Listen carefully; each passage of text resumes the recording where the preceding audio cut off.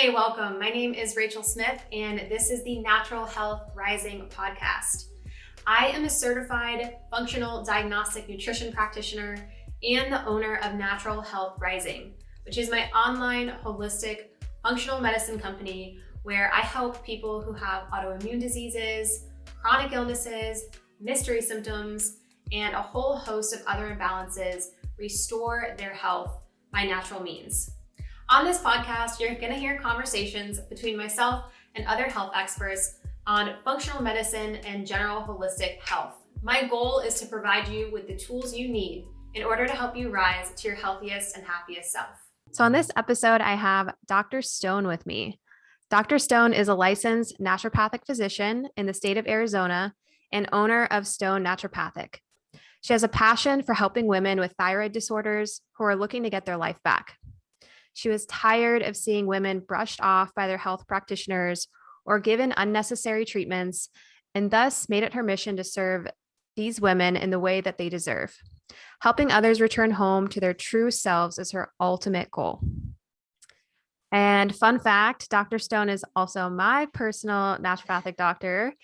And although I know a lot about health and wellness, it's always really good to have her in my corner when I need her the most and when I need accountability. So I'm excited to have this conversation with someone who has helped me really iron out some things with my own health over the past few years. So welcome to the show, Dr. Stone. Yeah, thank you so much for having me. It's always a pleasure to connect with my people and communities who really need this information and are looking for this information. So thank you so much for having me on. Yeah. Let's talk a little bit about thyroid, like maybe like your personal health journey, because you love helping people with thyroid issues, but you also have a background story with that yourself, right? So can you tell us a little bit more about that? And then if that has anything to do with like why I became a naturopathic doctor or kind of how that overlaps with each other. Yeah, great question. So I myself have Hashimoto's thyroiditis. But I wasn't diagnosed with that until after med school, actually. Okay. And so when I was in med school, I thought I was going to be the diabetes doctor. I loved all things diabetes. Yeah, I don't know if you know Dr. Morstein, but she's pretty big in the naturopathic community and does a lot of work with diabetes. I took her insulin intensive seminars. Like that's what I was going to do. But, life has a way of changing things. And so I'd gotten into practice. And of course, 4 years of med school, I did an internship for a little while and I was just burned out. So when I was first starting my practice, so I graduated in 2011. So, I think it was like 2013 was when I really started like working on my own instead of working for other people. And I was, starting my business. I was working, I think 3 or 4 other jobs, just kind of moonlighting at different places to pay the bills. And so, between all the stressors of med school and then stress of starting a business, which you know very well, that really put me in a bad position. I already knew that I was adrenally fatigued because that's everybody coming out of med school. There's just no escaping it. Like if somebody graduates without adrenal fatigue, I'd love to meet them and figure out how they did it because it's darn near impossible. But it wasn't until later on. And so when I was in med school, I had seen naturopathic doctors there at the clinic, and no one had diagnosed me with any thyroid issues at that point. I actually diagnosed myself after I had graduated and, had really been working on my adrenals and working on my lifestyle, and something just still felt off. I was gaining weight. I had gained a ton of weight, and some of it was lifestyle. Like it was totally just bad choices on my part, not as active because I was in med school and just really, kind of nose to paper for a really long period of time. So a lot of that was lifestyle, but eventually I was like, okay, I gotta figure this out. And sure enough, checked my antibodies and they were positive. So of course, right, what do? We dive in because we want to heal ourselves, which is what most people are doing on the internet, right? Everybody's playing doctor, trying to figure out how to heal themselves. So we're no different. Doctors do the same thing. And so really, really dove into it. And so I was kind of trying to heal myself as I was starting my practice and doing all these things. And so when I started my practice, it was interesting. Like my first patient had diabetes. And then after that, like hardly saw any, like it just wasn't what was coming in my door. It was mostly women that were coming in my door. My first patient, he's amazing. Like I still talk to his daughter. He's such a good guy, but it was just diabetes and it just wasn't it wasn't fulfilling in the way that I thought it was going to be, or I wasn't making the impact. Now, this is just one person, right? So you can't, make a decision based on that. But what was walking in my door was women who had hormone issues, who had thyroid issues, who had adrenal issues. And I was like, all right, well, at that point, you just kind of take whoever walks in the door. So if you're not quite sure what you're going to do as far as treatment plan and diagnosis and all that, well, you better get up to snuff on it. And so started doing tons of research, because we know what you learn in med school is basically just to not kill anyone. Most of the learning comes after you graduate, in terms of, just figuring out patient management and how to really get people well. So as I was studying those things, I was like, okay, well, I have a thyroid issue, so I'm kind of studying this for myself as well as for my patients. And I just found that that's where my passion was, because when you can get people well and you see that light turn on, I mean, it's just the most beautiful thing in the world. Like, I love to see people heal, and I'm not healing them. They're doing all the work. I just kind of nudge them in the right direction. So that's kind of how I ended up on this track. And so now my practice is primarily Hashimoto's and hypothyroidism. There's still other things that I see, but that's generally the type of patient that I'm going to take into my practice. And so I didn't know I had Hashimoto's until, well, good chunk of time after med school, but I always wanted to be a doctor. So that was not even a question for me, but naturopathic medicine wasn't even on my mind until I was probably, I think, a junior in college. So when I was in college, first couple of years, I was in like a medical fraternity, and they would have different practitioners come in and talk about, what life was like wherever they were practicing. So we had PAs come in, different types of specialists. And every time they kind of talked about what their day looked like, I was like, that's not what I want to do. Like, that's not the kind of doctor that I wanted to be. I had a pediatrician growing up who, all things considered, was a naturopathic doctor in my book, but wasn't actually a naturopathic doctor. They just practiced very naturopathically. So that's what I was used to. So when I got out into the bigger world, and I was like, oh, like, this is not how most doctors treat their patients. They're not asking them a ton of questions. They're not asking about their lifestyle. They're not asking about any of that. It was just like, oh, what's your problem? Here's the pill. So that was not the road that I wanted to take. But I was in Ohio. Ohio is still not licensed for naturopathic doctors. So I didn't even know what that was. So I had a laptop that was probably like as thick as a Bible, trying to look up on this clunky old thing, okay, well, what is it that I want to do? And somewhere along the line, I fell on some article about naturopathic medicine. I started reading through, the principles that we practice by and what that looks like. And it was like, light bulb went off, and I knew immediately that that's what I wanted to do. So I had to kind of switch gears. I mean, I still took the MCAT, did all that, because I don't know, I just wanted to do it anyways. But I soon after discovering naturopathic medicine, I was like, okay, now I need to I wanted to come to Arizona, because, growing up in Ohio is super cold, and I wanted to get some sunshine. So I was like, okay, I'll go to SCNM in Arizona, check it out. And then it was kind of, over from there. I just knew that it just resonated well with me. I knew that was what I wanted to do. That is super cool. Yeah. Is your Hashimoto's, that's under control naturally, or? Yeah, so I don't, I did take medication for a short period of time. So I took what was I on at the time? I think it was Thyroid. It's been a few years. So initially as I was like trying to get my lifestyle and stuff in check, getting back to exercising, gluten-free, all the things, and use medication during that time. And then I was like, all right, well, let's test it and see how I do without it. And I was able to maintain my level. So I haven't been on medication for a really long time. I just control it with lifestyle, nutrition, exercise, all the things. Okay. So this is a good segue, because let's get into some of those details of like, how can people heal their thyroid with diet and lifestyle? Can you talk a little bit about fluoride specifically and what that does to the thyroid? Yeah, so fluoride, like chlorine, right, is a halogen. And so what the problem is with fluoride is that it is structurally very similar to iodine. So they're halogens, right? And people have reactions to chlorine as well, right? So people have Hashimoto's and hypothyroidism if they're swimming in pools lots of times. So it's a similar thing. So basically what happens is, if we are ingesting fluoride, which our water is fluoridated, so this is especially in the US, right? So that's pretty prevalent. If you are ingesting fluoride, then that element can sit on the receptors for iodine. So if it's taking up space for iodine, iodine can't sit there. And iodine is critical to creating thyroid hormones. So you basically putting a marker in the where iodine is supposed to go, and the body's like, okay, something's sitting in there, but it's not what I need, so you can't make thyroid hormone as a result of that. Of course, that's going to depend a lot on your level of exposure. So if people are getting fluoride treatments at their dentist, and they're using fluoride toothpaste, and they're drinking unfiltered water, then that starts to stack up. So the more exposure you have, the more problematic it's going to be. So fluoride is a big deal. And there's so many ways around it. We don't need fluoride. Like, everyone thinks that you need it to prevent cavities. That is absolutely not the case. Hydroxyapatite works just as well, if not better. So yeah, we definitely don't need fluoride. Yeah, hydroxyapatite. I use David's toothpaste. They have it in Yeah. there. And then I know there's like Boca is another brand that's a popular one. And there's Risewell. more. Yeah. Yep. Yeah, So there's those a are all few. great. Okay. Yeah. And then are there a couple other tips around that? Like obviously filtering our water. Is there a specific kind of water filter? Should people just never swim in pools? Like what's the extent that we should go? Yeah. So for fluoride, yeah, as far as water filters go, not all water filters are going to filter out fluoride. So you do need specific ones for that. I actually just did a post on Instagram on this recently.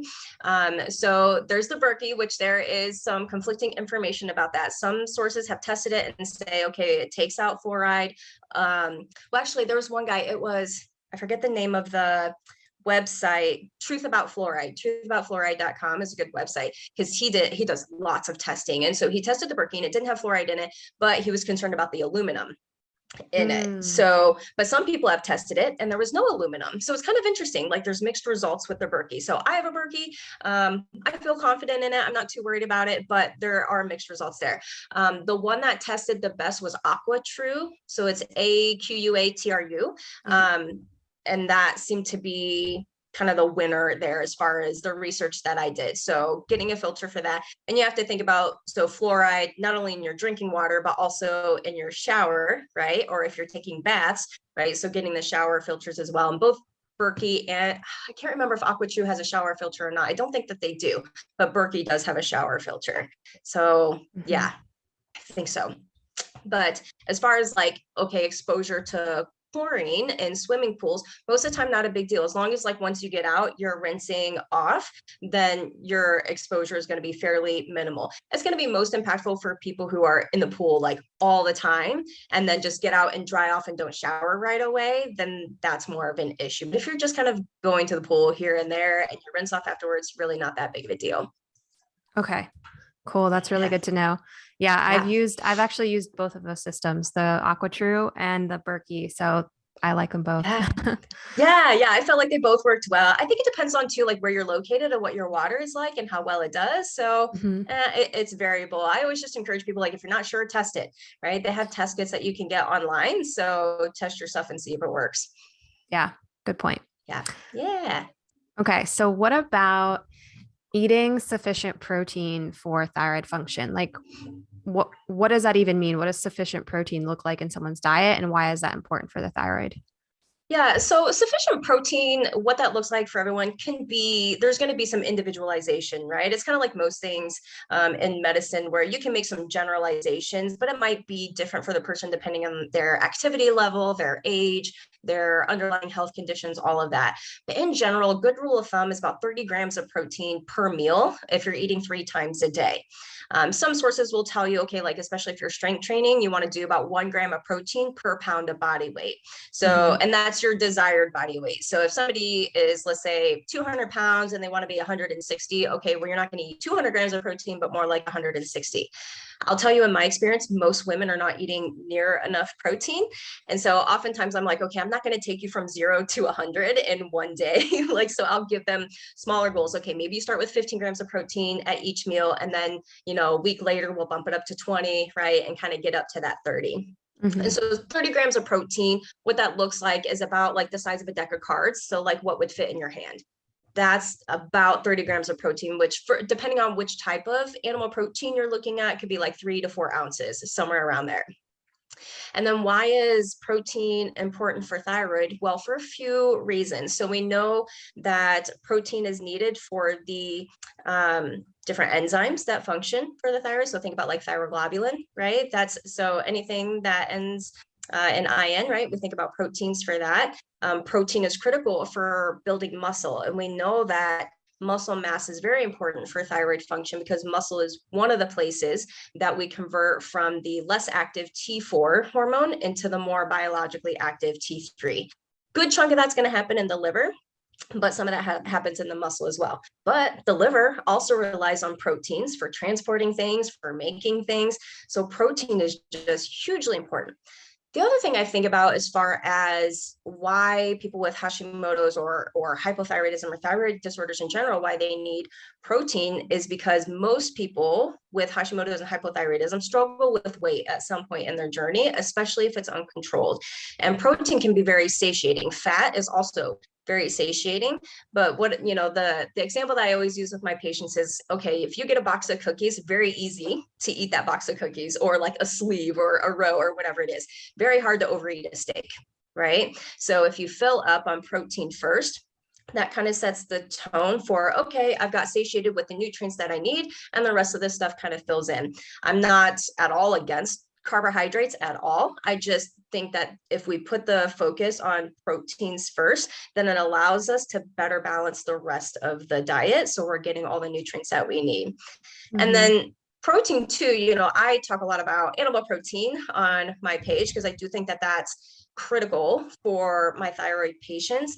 Animal protein has a ton of other nutrients in it. So if we think about beef, for example, it's got B12, it's got zinc, it's got selenium, it's got iron. All of those things are so important for thyroid function. So if you're under eating those, then you may not be getting the nutrients that you need. Mm-hmm. Are there any other differences between plant and animal protein?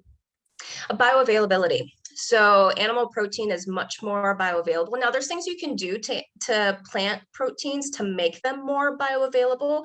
But when we talk about just like ease and, preparation and all of that, much easier just to, in my opinion, to, throw a steak on the grill and have your animal protein there and ready for you versus, with, plant proteins, you might have to sprout them. You might have to ferment them, do all these other things to make them more bioavailable. Plus, when we think about just like gram to gram, you're going to get much more nutrients from animal protein than you are from plant protein. I have patients that are vegan, vegetarian. I'm not against that, to each their own, whatever they choose to do. But just in my clinical experience, I see that people have much better results overall and specifically for their thyroid when they do include some animal protein at the very least.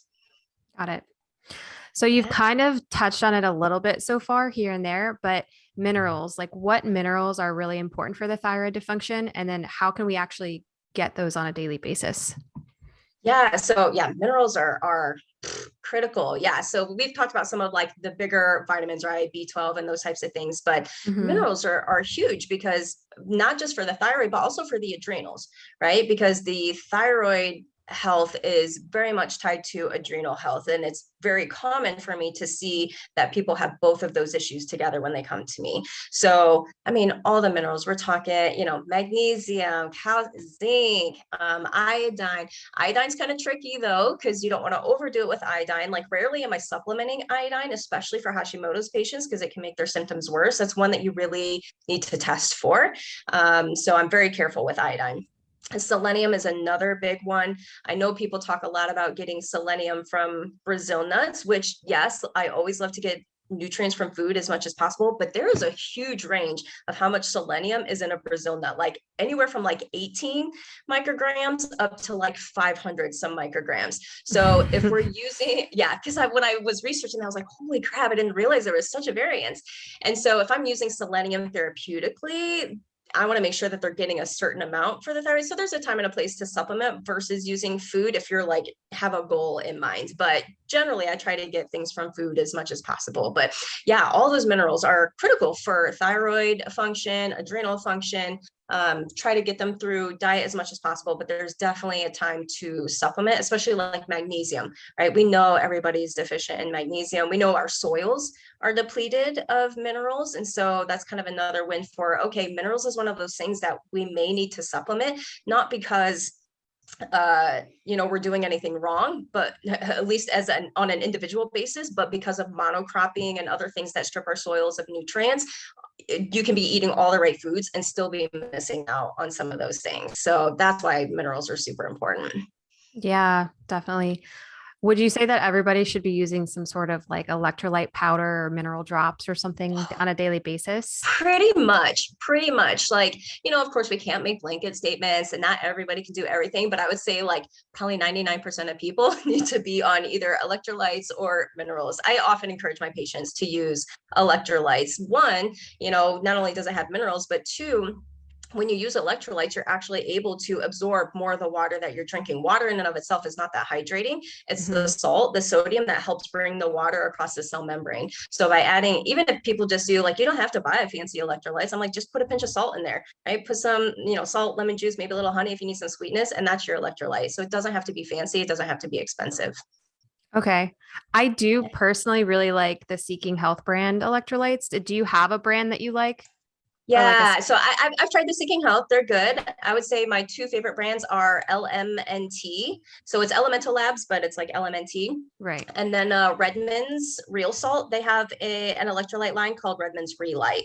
I like both of those. Lots of flavor options. Now, both of those do also use, I don't remember if yours uses stevia, but both of those use stevia. There are people who have stevia sensitivities. So for some people it can cause headaches. So that might be problematic for some folks. So just something to watch out for, but most people tolerate it well.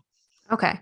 Yeah, that's a good point. And then otherwise, like you said, you've got fresh, sea salt, honey, kind of the simple things. Okay. Yeah, make it easy. It doesn't have to be fancy. Like even if you just did a pinch of salt, that's going to be better than nothing.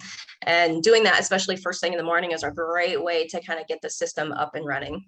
Okay. Yeah. Okay. You made a post on Instagram the other day that I thought was really interesting, which was talking about how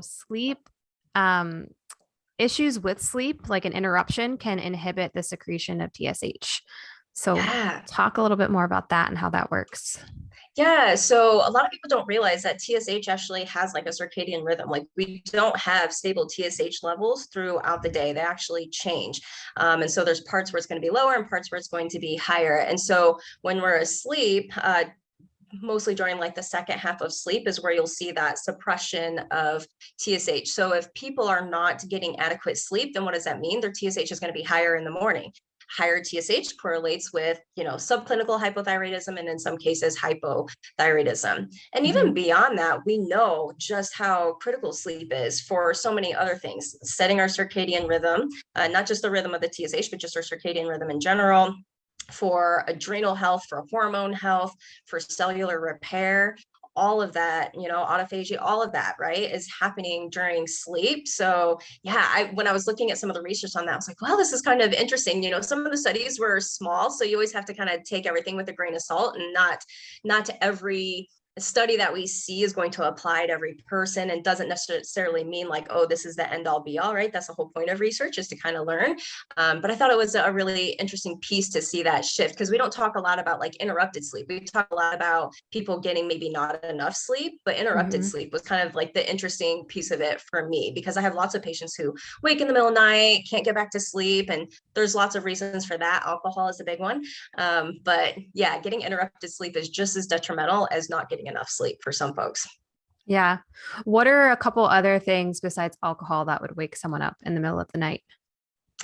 So for some people it could be hormone related. So like if you're getting hot flashes in the middle of the night. So of course, I think mostly about women, but like for men, if they have prostate issues, of course, that might be getting them up in the middle of the night to urinate. If women have bladder issues, if they're drinking lots of water before bed, if they're eating too late, if they have digestive issues, if they have parasites. So there's actually a lot of things that can get people up in the middle of the night, or just stress. Like some people wake up and then they're just like, lights are on in their brain and they're starting to think about work and what they have to do and all those things. So it can be stress, anxiety related as well. Okay. Not getting enough exercise. That's another one. Oh, yes. Good point. Huge. Mm-hmm.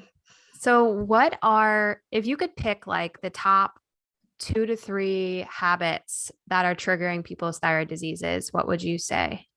Oh, it's a good question. Not eating the right diet. So that's kind of a loaded answer, right? Because that might look a little bit different for everyone. But in Mm, general, when I think about not eating the right diet, I think about people eating lots of processed foods, mhm. things out of boxes, right? Not preparing foods at home, lots of seed oils, right? So getting nutrition together is one of the biggest pieces. So if that's not in place, your thyroid will eventually suffer because of that. The other one would be movement and exercise. Our body needs that. Our immune system needs that, right? In order to function appropriately. So especially for Hashi's people, right? So we're not just talking hypothyroidism, but also Hashi's people, we have to make sure that we're taking care of the immune system. We know exercise is important for that. So nutrition, exercise, and I would say just dealing with their stress. Most of the people that come to me have some type of history of trauma or chronic stress. Mhm. And, it's mostly women that I see. So these are the caregivers, the people who take care of everyone else and put themselves last. So teaching them that it is okay to ask for what they want, is okay to take time off. It's okay to put themselves before their kids. Like, they just they lose their breath when I say that. I'm like, no, it's okay for real. Because if you're not well, right, you can't take care of anyone else either. So I would say those are my top 3 things that will not only potentially bring on Hashimoto's, but cause them to flare or prevent them from healing. That mental emotional piece is huge. And I don't think people realize just how important that is for our healing process. Everyone always wants to take something, do, get the exercise program, eat the, certain diet, whatever it is. But a lot of people forget that mental emotional piece. And I find that once people narrow in on that, their healing just accelerates because they're able to move past that barrier. Mm-hmm. Yep, I see Yeah. that all the time. And Yep, I used to be the same way myself. So Oh I know yeah. know Oh from a yeah. firsthand experience. Yeah, I'm still like that sometimes. I'm like, wait, okay, back up. Right. And I think for us, we're like, oh, we got to put our clients and patients first and do all this stuff for them. And we're like, wait a second, did I eat? Did I work out? Did Yeah. I sleep last night? Yeah, I So used to be really bad about that in the beginning. And once I was like, you know what? No, I can't think as clearly. I cannot work as quickly. I'm not as good to my patients if I don't take care of myself. So now I have very little problem putting boundaries in place if I feel mhm. like something's off. Like even just recently changed up my schedule. I was like, you know what? No, I'm doing too much of this after work. So now I'm going to fit it into my day and that's fine. Yes, it means sometimes seeing less patients or sometimes I stop taking new patients for a while so I can have a little bit of a buffer, but I would rather have less money and have my health than Yeah. vice versa. Yeah. Yeah, exactly. Because then if you burn yourself out, then what if you don't have a practice anymore? Yeah. It all It's all going to backfires. fail anyway. Yeah, Yeah. exactly. Okay. So thyroid testing, how often should people actually be looking at their thyroid hormones? And we've talked about this on the show maybe once or twice before, but just remind people like what are the top thyroid labs that they need to actually be looking at too?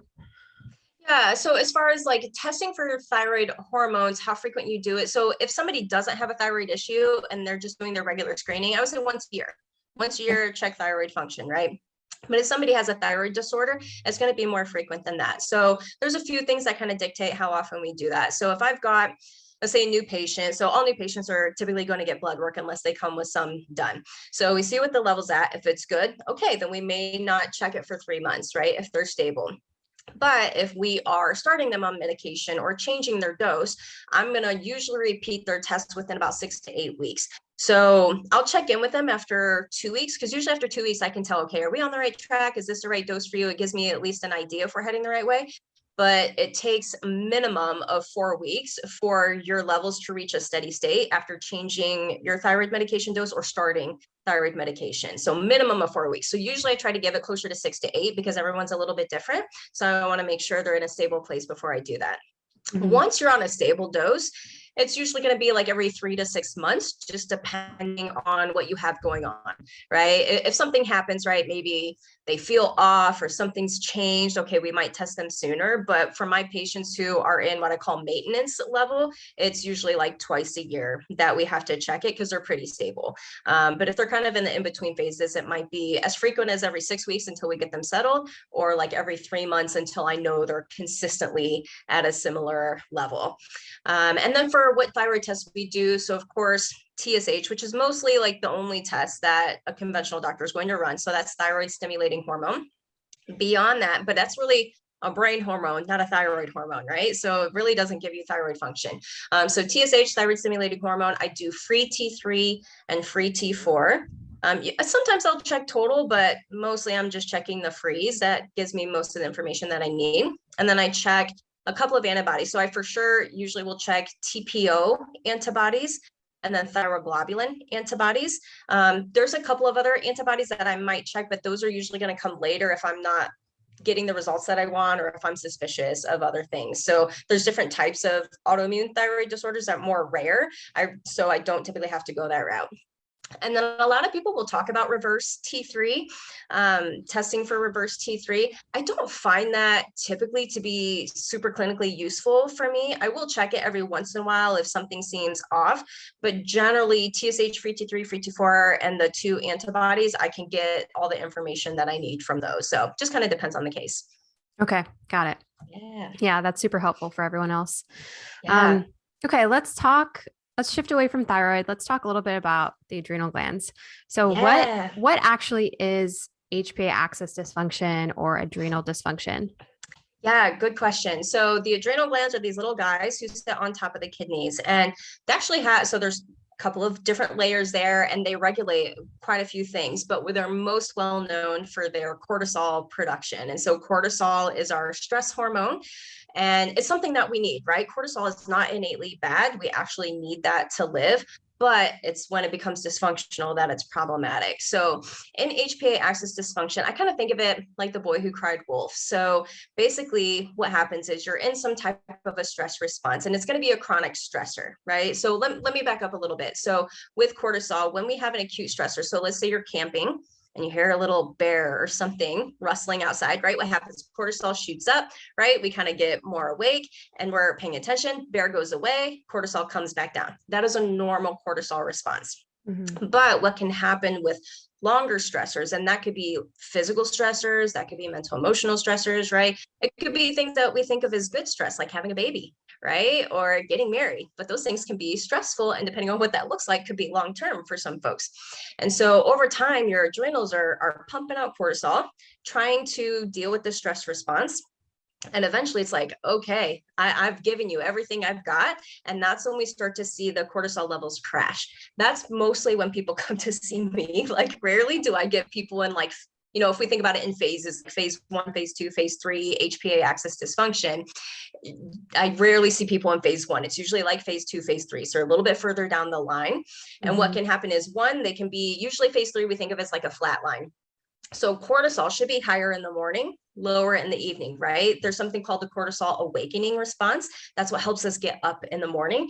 And then cortisol declines as the day goes on, which helps us get closer to sleep, right? Or more relaxed. But in people who have phase 3 adrenal dysfunction or HPA axis dysfunction, that cortisol is just flatline. It's low all day long. Phase 2, sometimes what I'll see is that it's flipped and they have that tired but wired feeling where it's like, mm-hmm. Okay, they wake up and they're tired right from the get-go, but then it comes to later in the evening when they should be tired and they like physically might feel a little exhausted, but their mind is just like wide awake. So that's where their pattern gets a little bit shifted. And so HPA axis dysfunction, what that stands for is hypothalamus, right? Pituitary and adrenals. And so it's this whole pathway. So the hypothalamus and the pituitary, for people who aren't familiar, that's part of your brain. And that's also the same pathway that our thyroid's controlled, our hormones, our sex hormones like progesterone and estrogen are controlled by. And so it's just another pathway, but it just happens to be specific for cortisol and adrenal function. Okay. Yeah. Great explanation.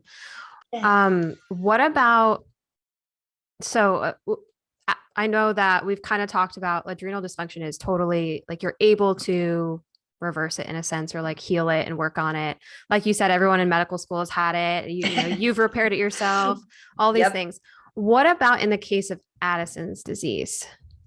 That's a totally different ballgame. So when we Okay. think about adrenal dysfunction, we're thinking about, so we have to remember too, like HPA axis dysfunction, adrenal dysfunction is not something you're ever going to see a conventional doctor talk about, or it's going to be very rare to hear them talk about. It's kind of like subclinical hypothyroidism where, Mm. we have our optimal levels. So for example, patient could go to a primary care physician, they have a TSH of 3.5, which is technically within the normal range, but they come to me and I'm like, yeah, that's hypothyroidism, right? So there's this difference there. So it's a little bit subclinical. It's a little bit more nuanced than that versus Addison's is just like outright adrenal dysfunction, like, cortisol levels are way off, oftentimes may require medication, right? There's different underlying factors there. So they're very different because a lot of times people will be like, well, I read about Addison's and I don't have all those symptoms. I'm like, yeah. This is a different ball game. It's just like a lower level of that doesn't quite impact the same things.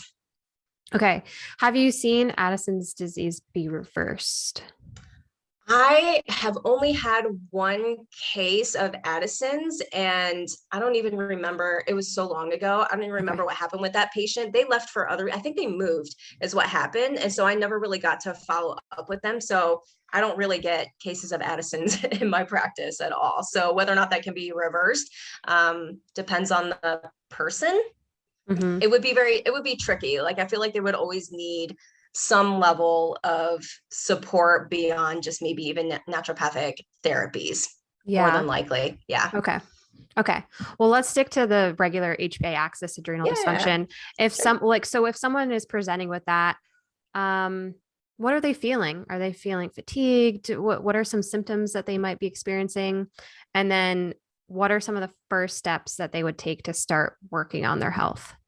Yeah, so a lot of people refer to this as adrenal fatigue, right? For a good reason, because fatigue is one of the most common symptoms. So these are the people that when they walk in my door, they're tired, they're drinking like 3 or 4 cups of coffee, or maybe, doing energy drinks. I know those are really popular. They're kind of burning the candle on both ends, right? Doing too much for other people, working too much, whatever it might be. But you're also going to see, beyond that, you'll see other signs and symptoms of it. So oftentimes there's going to be weight gain, particularly weight gain around the midsection. So around the belly, kind of the same place that women who have hormone imbalances, like when we get into menopause and perimenopause, there's that like lower belly fat that we're always trying to fight. So that same area is what we see for adrenal dysfunction. And on that same pathway, people who have adrenal dysfunction, because cortisol is in the same pathway, it's called the steroid hormone pathway, same pathway as estrogen and progesterone and testosterone and all that.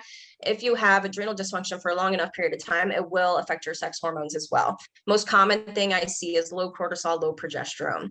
And so when we have low progesterone, that's going to make them more likely, females in particular, are going to make them more likely to have heavy periods, painful periods, abnormal menstruation, right? All of these things. They might have infertility. We know that progesterone is really important for making babies and maintaining a pregnancy. So these might be people who are having recurrent miscarriages as well. I often also see gut issues with adrenal dysfunction. That's oftentimes more lifestyle related than anything, but the lifestyle is also what leads to the adrenal dysfunction. So it's all kind of one and the same. So there's a lot of different symptoms that you can see with that. And then, like I mentioned before, that kind of tired but wired feeling, because people be like, oh, well, I don't get that tired, or I'm a little tired in the morning, but I'm just wide awake at night. And they don't realize that that's likely due to cortisol. And so first steps, always got to start with lifestyle. So to me, like that's the foundation. If you can take all the supplements, all the glandulars, all the herbs, all the things that you want, but if your foundation is not there, you're basically, filling a bucket with holes in it, right? And you're going to have to keep filling that bucket, right, over and over, because you're not patching the holes. So to patch the holes, we got to fix the foundation, which is how are they eating? What are they eating? What does their movement look like? And that can be a tricky part, because I guess a lot of folks with adrenal dysfunction, especially women who are kind of type A, and they're go, right? They work out hard. They're doing HIIT exercises. They're, top earner at their company type thing. And to tell them like, hey, like we might not want to be doing HIIT exercises right now because you have phase 3 HPA axis dysfunction, they like kind of freak out for a second. So sometimes scaling back on exercise is the answer. And sometimes it's more gentle movement if they're not doing anything. So yeah, nutrition, exercise, sleep, we got to work on their sleep habits. So if they're scrolling on their phone in bed, if they don't have like a good bedtime routine, all of those things are going to matter. And then dealing with their stress. So sometimes that looks like having a regular meditation practice. That might mean seeing a therapist for, talk therapy, EMDR, whatever it might be. Sometimes it's just setting boundaries with people in their lives, and that's enough to kind of get them moving forward. So foundations first. And then depending on what level they're dealing with, I will use herbs. Lots of different herbs that you can use for HPA axis dysfunction. I mean, ashwagandha is, of course, a super popular one. I love holy basil as well. There's quite a few in there that you can use. But then, in more significant cases, which is typically what I'm seeing, like later phase 2 and phase 3 HPA axis dysfunction, I'll use glandulars, adrenal glandulars, kind of like thyroid glandulars for those who aren't familiar. It's just adrenal gland extract from animals. So of course, if somebody's vegan or vegetarian, that's not going to be appropriate for them necessarily. But for most of my folks, they're willing to do whatever at that point to get well. So most of them will take glandulars. And then we do that for a period of time. The healing process can take a while, depending on how long or how severe, how long they've been unwell and how severe their symptoms are and how severe their levels are. So I told people, like in phase 3, like it may take a year or longer for you to really heal this. It doesn't mean they won't feel better before then, but we have to give them appropriate expectations. They didn't get there overnight, so they're not going to heal overnight. And so they have to know that it's going to take consistency over long periods of time to get well. And that's true for most things. Mm-hmm. Yeah, I'm glad you said that. Like it didn't take one night to get there. It took all the chronic stress over 5, 10 plus years. So got to be patient, but it's definitely worth it at the end of it. Yeah. And I think people forget too that, okay, it's not like once you heal your adrenal fatigue that you can never get it again. Right. So if they go back to their old habits, they're like, oh, I'm better now. So I'm going to go start eating junk and I'm going to scroll on my phone and I'm going to do all of these things. And I'm like, yeah, you're going to go right back to adrenal dysfunction. It's the same thing with thyroid, right? Like Hashimoto's. It's like, oh, you don't just put it into remission and then it just magically stays there. Like you have to actively work to keep it there. So it can always come back and rear its ugly head if you are not following the appropriate lifestyle. Right. What are your thoughts when it comes to coffee and adrenal dysfunction or thyroid issues? Oh, that's always an interesting question. So coffee depends on the person.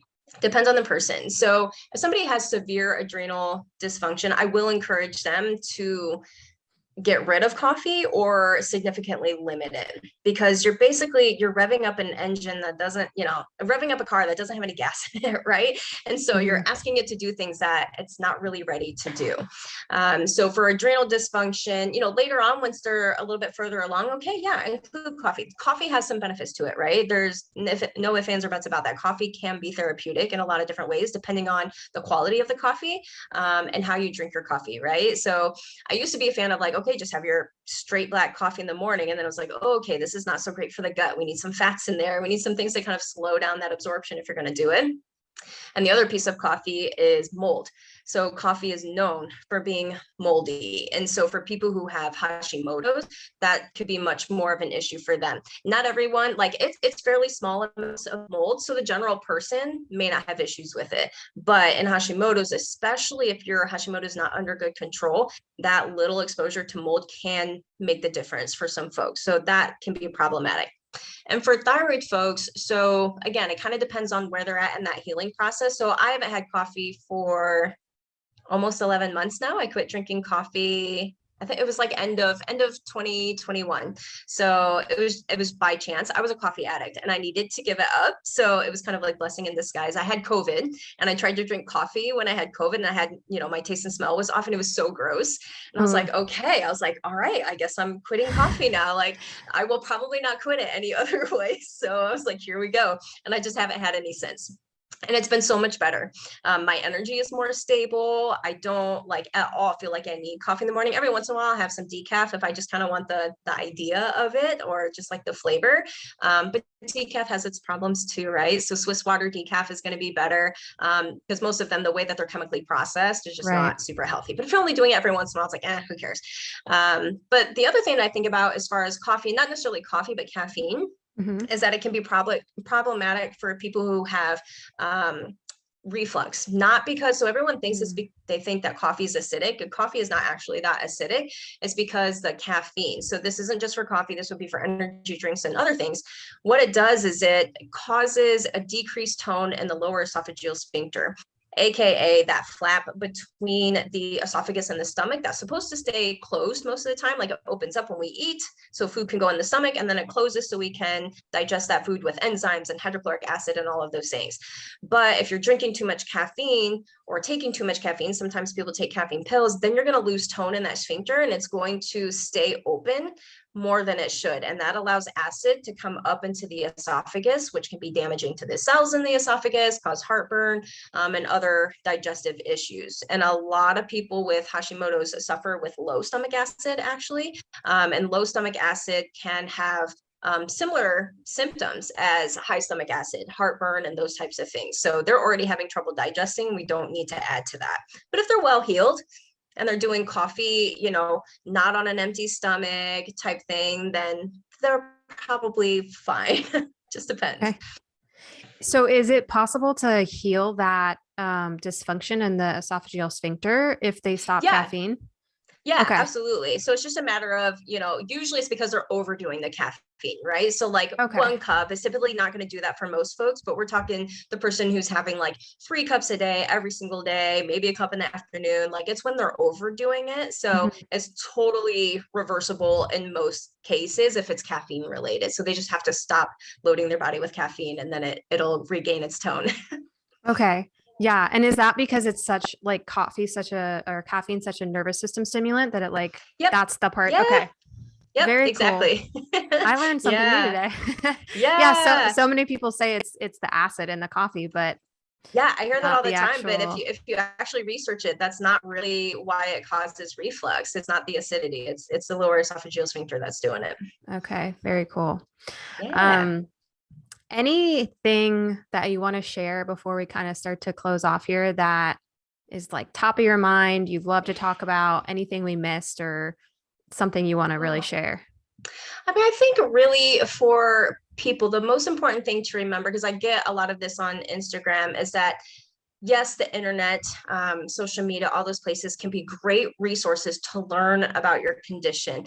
But people need to realize that all of those pieces are not necessarily going to apply for them or be appropriate for them. So it's a great place to learn, but I encourage all folks to have some type of a practitioner, whether that's a health coach, a nutritionist, a naturopathic doctor, a functional medicine doctor. Like I don't care who they see, but they need to have someone on their team that can tell whether or not something makes sense for them. It doesn't mean that you can't try stuff on their own. I got a lot of people who are like, well, what's the best diet for Hashimoto's? I'm like, the question should be, what's the best diet for you, right? We can give some generalizations, but that doesn't necessarily mean it's going to work for your body right here and right now. So I just encourage everyone to take in that information, but take everything with a grain of salt, because you're going to find lots of varying recommendations online, and having someone in your corner really can make the difference in terms of how quickly you heal and how much money you spend healing. Because a lot of people spend lots of money on programs and supplements and cleanses and detoxes and all of these things. And a lot of times they don't need any of that. They just need someone who can guide them. Yeah, that is such a good point and really relevant, because yesterday I talked to a girl who just wanted me to run the labs and give her the results without like actually explaining anything to her. And she wanted to do it all on her own. And I was like, I will never do that. And if anyone ever does do that for you, it's not an integrity, because I would never, like, I actually want to see you get better.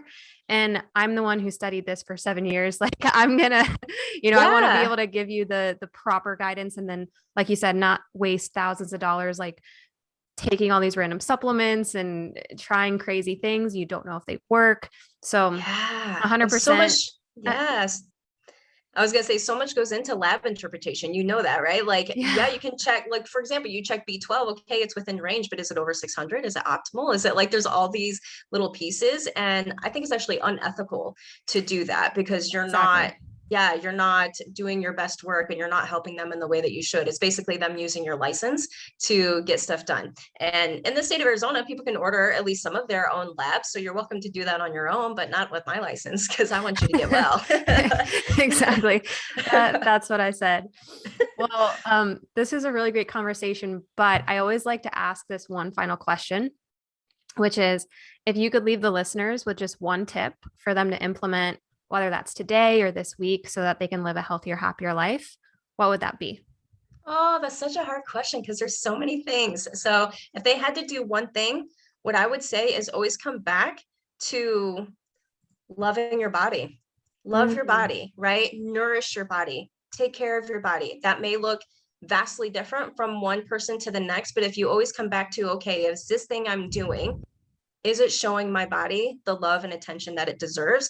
More than likely, you're going to make the right decision, right? And it doesn't mean that you never do bad things. You never eat that burger, those French fries, like whatever it is, doesn't mean you never do that. But if you are intentional about making choices, little choices throughout your day that show your body that you care about it and you want it to function well and do what you need it to do, you're more than likely going to come out on top. So just love yourself.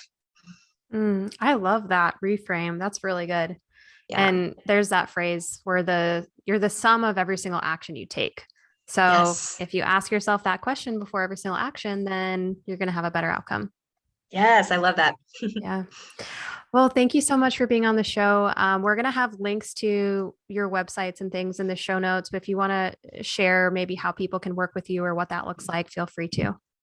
Yeah, best way to connect with me honestly is on Instagram because all my links are on in my bio there. So you can, if you're in Arizona, you can become a primary care patient. So there's a new patient application in there. If you are in other states, we do have virtual education consults. So you can sign up for those. And then of course, my Instagram is just full of tons of free information. I also have an email list that I email every 1 to 2 weeks with just random information to help keep people healthy. So that's another way that y'all can get some free information. And then if you need that more individualized attention, that's what the consults and patient application are for. Amazing. And yeah, you have an awesome Instagram. I love reading your Oh, stuff on there. thank Love you. I it. appreciate that. Yeah, you're always putting interesting studies and things that some people don't really think about. So definitely go follow her on Instagram. But yeah, thank you for so much for being on the show. Yeah, thank you so much for having me. It's been fun. Thanks for watching the episode. I really hope you enjoyed it. And if you did, make sure that you like the video and leave a comment and share it with a friend who really needs to hear it. Because when you share this information, you're also going to help other people level up their health. And if you or somebody else you know wants to work on their health and they're looking for a functional medicine practitioner, feel free to reach out to me to apply to work together. Thanks for watching and keep striving to become your healthiest, happiest self.